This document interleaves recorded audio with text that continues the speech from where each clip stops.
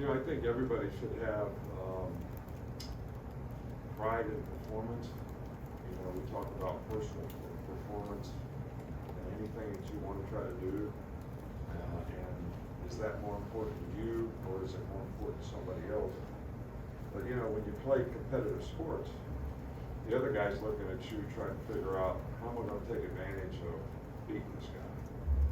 And if you have pride in your performance, you're going to make sure you take care of the things that you need to do to play your best. So you learn from past experiences, you improve, and you actually gain confidence in the way you practice and the way you do things, and it fortunately helps you play better and stay focused in the critical time in the game, in big games. So that's something that we're trying to get our players to really stay focused on is personal performance. How can I achieve and play a little bit better? How can I prepare for the game a little bit better? How can I have the mental practice from here to there to be able to eliminate mental errors, eliminate assignment errors, so that nobody's going to be able to come in and say, we were able to take advantage of this particular person, so that you can have success. So, that's really important. I think atmosphere and environment in this game, fans, their energy and enthusiasm really can have an impact on a game like this. You impact the offense, their ability to check, their ability to communicate, sometimes get the snap count right. So I think the fans being in this game can create not only positive energy for our team, which we certainly appreciate, and I know the players appreciate, but also make it more difficult for the other team to operate, when they have the ball. So I think, that energy and enthusiasm is really important too. So, in Austin, look, you didn't ask a bad question the other night. I just didn't answer it very well. And, when a guy plays well in the game at any position, it should help his confidence, and it should help him perform better in the future. But I do think that every player, has to understand that just because I played well, I still want to try to improve the few things that I could have done better. And I think if a person keeps that mindset, then they're always improving, right? Because you're never satisfied, and you're always trying to do better. And you don't let complacency creep into your game. And that certainly hasn't happened with Jalen. So, hopefully the confidence that he gained in this game will certainly help him to continue to play, better and better in the future. That's what we hope for as coaches. That's what we try to encourage him to do. So, and that should have been my answer the other night. Start with Nick. What stands out about Texas's offensive line and what they do up front? Well, first of all, they got a really, really good scheme in terms of, the way they try to run the ball, they try to draw the formation, the motions that they use, the formations that they use. And, their offensive line does a good job of getting a hat on the hat. They're big, they can play physical, they're athletic, they're pretty good pass blockers. So they're just a good all-around group, and they have plenty of experience. So, I think this is one of the better offensive teams, personnel-wise and scheme-wise, and the way they're coached to play and execute of anyone that we'll see this year. Go up front here with Kennington. Behind you, Kennington. After the Middle Tennessee State game, Jermaine Burton said that one of the big reasons why he decided to come back was because he wanted to see himself mature as a leader. How have you seen him do that, and how has he improved on the field as well? Yeah, well, I think Jermaine has shown a lot of maturity, and I think the big thing we've tried to emphasize with all of our players, and with Jermaine as well, who you are off the field sort of carries over into who you are on the field. So if you can be responsible and accountable to do things off the field, whether it's go to class, see a tutor, whatever it is, then that's going to create the right habits for you to do the right thing on the field.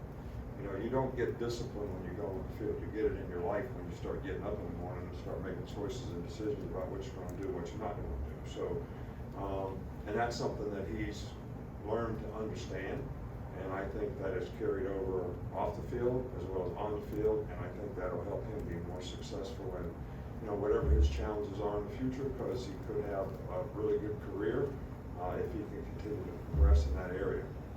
Charlie? Flipping to the other side of the ball, he asked about Texas's offensive line. What stands out about their defensive front and the group? Well, the two inside guys are really, really good. Strong, powerful, athletic, can pass rush, really hard to block. Don't give up a lot of movement inside, which makes it difficult to run. Their ends are athletic, and they do a good job of playing together as a team. They have really good energy and enthusiasm. They played really well last week, and it's a very good defensive team. So it'll be challenging for us to be able to get movement on the people that we need to get movement on, so that we can have some balance on offense. And there'll be challenges in pass protection as well. Chase? I think Nico Johnson played on 3 of your national championship teams, and of course he's a Texas defensive GA now. How do you remember his career, and what kind of coach do you think he might make? Well, Nico is, first of all, there are championships, not my championships. There's a lot of people that contribute to that, a lot of players, and in every plaque, we want every guy's name on the plaque, because they all contributed to it in a positive way. And Nico is a great person, smart player, is very productive here as a player. He's got great character. I think he'd be a great coach. He's smart, he's bright, he's industrious, he's a hard worker. So I don't think there's any question about the fact that he would be an outstanding coach. Go to Matt. What does the Texas secondary do well, or that's a unique challenge? Yeah, well, they've got some really good players. They got an outstanding corner. They've got a couple really good safeties. They've got experience. These guys, fast reactors. They can play man-to-man. They can cover you. They tackle well. They can play the ball. And they're good man-to-man players. So, those 3 factors in the secondary are always things you look for to really have a successful unit, and it's going to be a challenge for us to be able to beat man-to-man and to be able to take advantage of things in the passing game. I mean, the challenge is you got to protect, you got to be able to get open, and you got to be able to throw the ball accurately when it all happens. So that's what we're focused on, trying to get our guys to be able to do. Austin? Yeah, Coach, you had Steve Sarkisian on your staff twice here, once as an analyst, once as offensive coordinator. What do you think he does so well as an offensive mind? Well, I think Sark is one of the best coaches we've ever been around when it comes to offense. He's got a great disposition with the players. He's a really good teacher. He's got a great understanding of the game. Really understands defense and how to attack defenses, but has some really good concepts on offense that are hard to defend. Understands how to present them in different ways, so that maybe whatever you practiced, it doesn't really come up that way in the game, which makes it more difficult for defensive players. But Sark did a great job here for us, and he's doing a great job at Texas, and it's going to be a very challenging game. They recruited well, they coached well, they've got good players, and they're well coached. Got 2 to finish up, Oscar and then Kirk. Thank you. Hello, Coach. How was that moment of decision when you extend your hand to Steve Sarkisian and give him a second chance? Thanks so much. Gracias.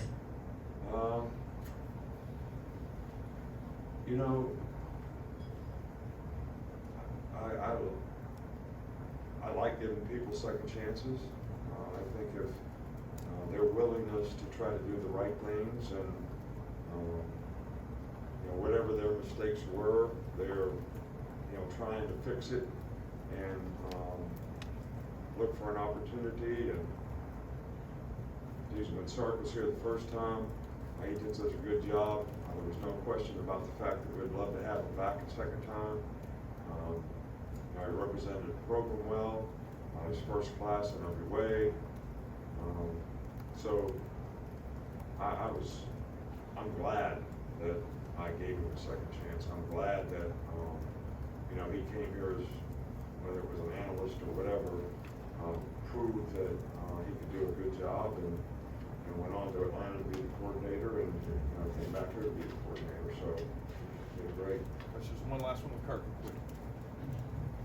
Yes, Coach, we hear this a lot when you're coaching against someone that's been here, like Sark, about the advantage that that coach may have. And I wonder if, one thing, if that's a two-way street, that it's some advantage to you to coach against someone that's been on your staff.